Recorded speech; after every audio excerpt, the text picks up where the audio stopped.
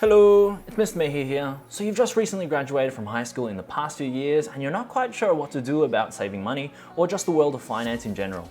Well, have no fear, Mr. Mehi is here to give you my thoughts on how to do the whole money thing after high school.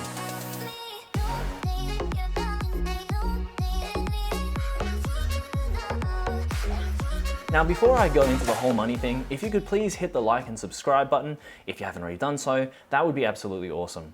So let's start from the very beginning and give you a little roadmap on what to do about your finances for the next couple of years. Now, just a quick reminder or a disclaimer, before I go through this, remember that everybody is different and they are in different situations or circumstances.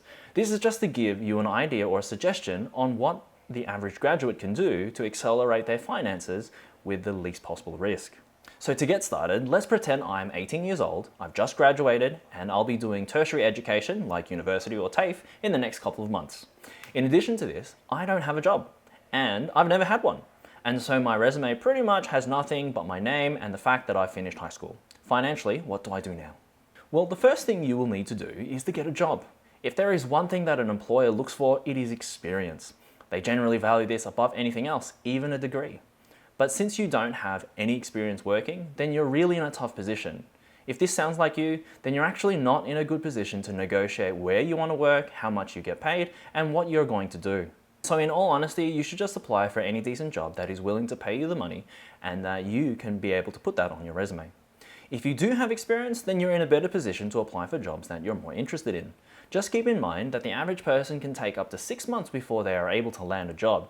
And so the earlier you start applying for one, the quicker it'll be to get through those months. Okay, so a couple of months pass and let's say that you finally manage to land a job. They're paying you the legal minimum wage, which is $19.84 for every hour of work. But wait, you're still 18 or 19, which means that you don't get the full $19.84. Instead, you just get 80% as a 19-year-old. So that really works out to be only $15.87 an hour. From this point, the calculations can become extremely varied depending on your situation. And so for this video, we'll just go through it as if we are just the average person. So here are a few averages to keep in mind throughout the video. The average high school graduate will go to university.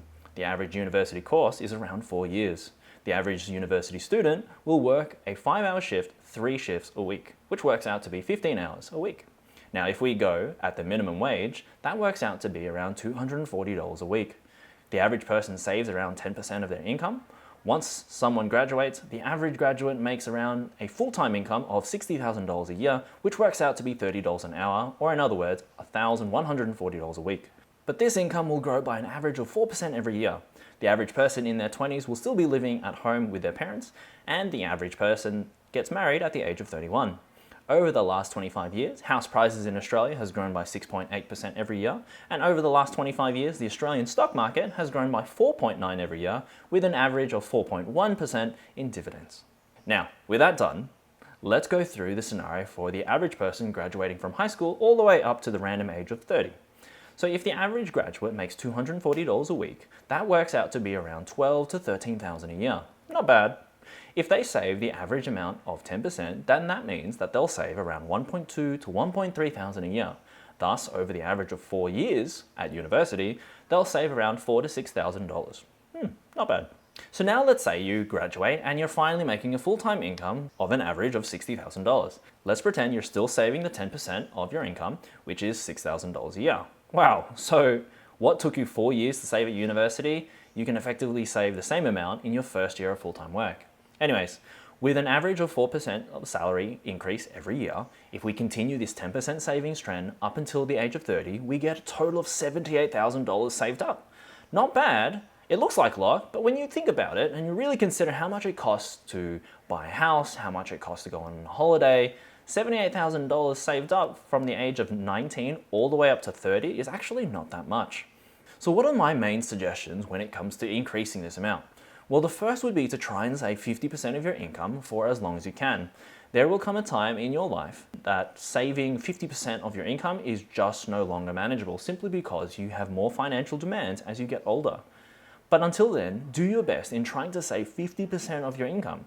If we run the numbers again, but instead of having a 10% savings rate, we now increase that to 50%, as soon as you graduate from university, you'll have around $25,000 rather than that $4,000 to $6,000 we mentioned earlier.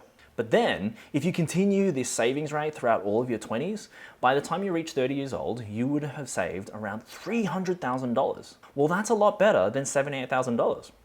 That is more than enough to be able to put a deposit on a home, buy a car outright, and go on a holiday every year. But is there a way that we can increase this even further? You definitely can, and that is through investing. As mentioned in my previous videos, you can invest by starting your own business, purchasing an investment property, or getting into the stock market. Now, my personal preference is to get into the stock market. More specifically, just putting your money into an index fund. Now, I won't go too much in detail on what is an index fund, but in a nutshell, you can think of it as an average of the whole stock market in a particular area. In other words, you're buying a little bit of every stock in that specific index. So let's say instead of buying Telstra stock, for example, I can buy the ASX 200 index, which allows me to invest a small amount in the top 200 Australian stocks. This allows me to spread my risk such that if one of the 200 stocks fails and goes bankrupt, then at least I have 199 other stocks that are hopefully growing. There are many different kinds of indices or indexes you could invest in, but for the sake of this example, and as mentioned before, we're going to go with the average growth of Australian stocks, so the ASX 200, which is around 4.5% every year with 4.1% in dividends. So let's say you've started investing in the ASX 200 as soon as you graduate from high school. You get a job and you save 50% of your income consistently, and so how much would you have by the age of 30? Well, you'd have around $470,000. Wow. Now keep in mind, with this scenario, we took the average high school graduate who makes the minimum wage all through their university degree for 4 years to get an average paying graduate job where their salary is increasing by an average amount every year, but has a strong savings habit of 50% and invests into an index fund that gives them an average return on their money.